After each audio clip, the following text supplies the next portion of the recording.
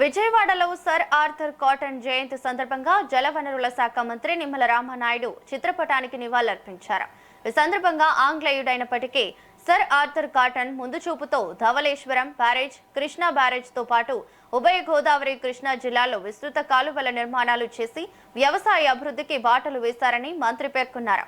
గత ప్రభుత్వ హయాంలో పోలవరం ప్రాజెక్ట్, ఇరిగేషన్ శాఖలో విధ్వంసం జరిగిందని విమర్శించిన మంత్రి ఆ పరిస్థితుల్లో కాటన్ ఆత్మ కూడా క్షోభించిందని వ్యాఖ్యానించారు. అయితే ఇరిగేషన్ రంగాన్ని తిరిగి గాడిలో పెట్టేందుకు ముఖ్యమంత్రి చంద్రబాబు నాయుడు నాయకత్వంలో చర్యలు తీసుకుంటున్నామని తెలిపారు. పోలవరం ప్రాజెక్టు పనులు కాటన్ ధవళేశ్వరం బ్యారేజ్ తర్వాత మళ్లీ పెద్ద స్థాయిలో కొనసాగుతున్న నిర్మాణంగా అభివృద్ధి చెందుతాయని మంత్రి ఆశాభావం వ్యక్తం చేశారు.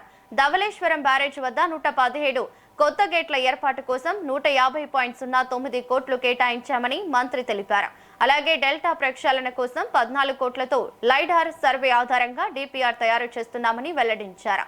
ఖరీఫ్ సీజన్ కు ముందే కాలువలో తూడు, గుర్రపు డెక్క, పూడిక తొలగింపు పనుల కోసం 397 కోట్లు కేటాయించి పనులు వేగంగా కొనసాగుతున్నాయని మంత్రి వివరించారు.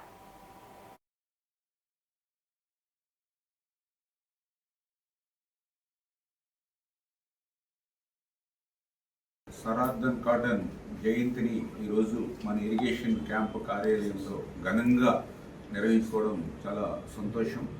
ఎందుకంటే మనందరికీ తెలుసు, ఈరోజు గోదావరి జిల్లాలు పచ్చగా ఉండి 2 పూట్ల అన్నం తినగలుగుతున్నామని అంటే అది కాటన్ మహాశయుడు యొక్క పుణ్యం. ఆ రోజు ఆయన విదేశీయుడు అయినప్పటికీ కూడా ఈ ప్రాంతంలో గుర్రం మీద తిరుగుతూ రహదారులు లేనటువంటి పరిస్థితుల్లో కూడా ఆయన ఒక ప్లానింగ్ చేసుకుంటూ ఆ ప్లానింగ్ని ఒక ప్రణాళికాబద్ధంగా అమలు చేసుకుంటూ, ఎందుకంటే ఆ రోజు మనందరం కూడా చూసాం, ఆ కాటన్ మహాశయుడు యొక్క ధవళేశ్వరం బ్యారేజీ కానీ అది లేనిటువంటి సమయంలో మనందరం కూడా చూసాం. ఆ రోజు ఏ విధమైనటువంటి ఆహారం లేనటువంటి స్థితిలో దుంపలు, కలగదుంపలు, తాటికాయలు, తేగలు, ఒక్కొక్కసారి ఇవి కూడా లభ్యం కాకపోతే బంక మట్టిలో పెరుగు కలుపుకుని తిన్నటువంటి రోజులు కూడా ఉన్నాయని పూర్వీకులు చెప్పినటువంటి పరిస్థితి.